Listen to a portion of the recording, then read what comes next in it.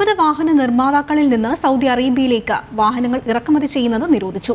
Saudi standards metrology and quality ഓർഗനൈസേഷന്റെയും Saudi തുറമുഖ അതോറിറ്റിയുടെയുമാണ് തീരുമാനം. 2024 നടപ്പ് വർഷത്തേക്കുള്ള സപ്ലൈ പ്ലാൻ നിർദ്ദിഷ്ട സമയത്തിനുള്ളിൽ സമർപ്പിക്കുന്നതിൽ വാഹന നിർമ്മാതാക്കൾ പരാജയപ്പെട്ടതിനെ തുടർന്നാണ് ഈ തീരുമാനം. 20 വാഹന നിർമ്മാതാക്കളിൽ നിന്ന് സൗദി അറേബ്യയിലേക്ക് വാഹനങ്ങൾ ഇറക്കുമതി ചെയ്യുന്നത് നിരോധിച്ചു.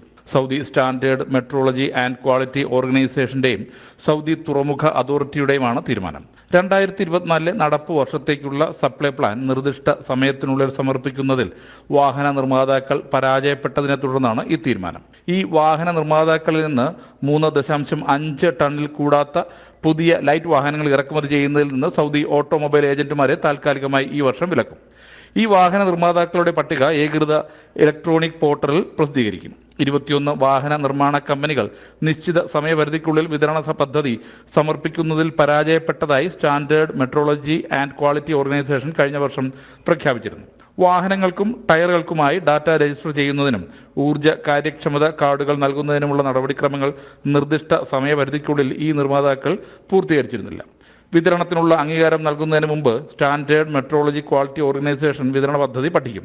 ഏതെങ്കിലും നിരീക്ഷണങ്ങൾ ഉണ്ടെങ്കിൽ അത് രേഖാമൂലം കമ്പനികളെ അറിയിക്കുകയും ചെയ്യുന്നതാണ് രീതി. കനകലാൽ, ജനം, സൗദി അറേബ്യ.